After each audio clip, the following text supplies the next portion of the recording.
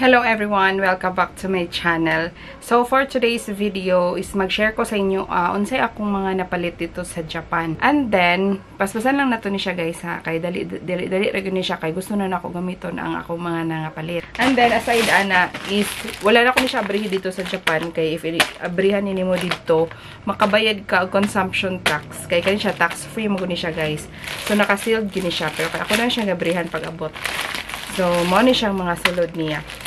So, first is kaning KitKat. This one. Atong abrihan. Ang iyang sulod is 10 pieces each pack. So, ayun na kayo siya i-tear. Kaya muna siya na pagka-carton. Hindi siya plastic. Mga na iyang sulod, guys. Individually packed. And then, individually packed po siya sa sulod. Ito na siyang isulod diri sa ato ang basket. The second flavor is ito. So, let's open. Wala siyang amoy. Iba't iba yung flavor niya sa loob. So, ganito. First flavor. Ganyan. So, i-compare nyo siya. Iba, diba? Sa isang pack. May green tea. Ganyan siya. So, 7. Ganyan, 7. So, next one is this. Ganyan yung laman. Yan. The famous green tea. So, open natin siya.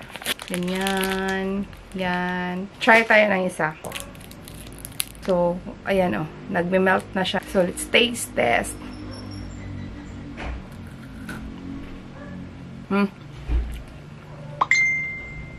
Harap. Harap.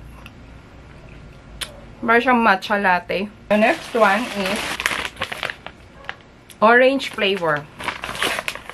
So, yan siya sa loob. Ganito siya. Another KitKat. So, ito din. Milo. Open natin. Okay. So, ganito yung loob niya. Very minimalist siya. I think magiging favorite ko din siya. So far, guys, ganito na siya. Puno na. Peach ba to? Yes. So, open na natin siya. Favorite yung kulay. Pink. Oh, medyo brownish siya. Brownish yung loob. Meron siya talagang nakalagay na Japan exclusive. Then, meron pa Sakura and soybean. Ganyan siya. Open natin. Oh, yung cute ng packaging. I think this is the last sa KitKat flavors. Strawberry. Oh, cute ng color.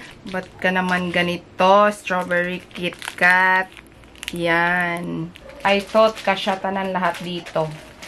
Look at that.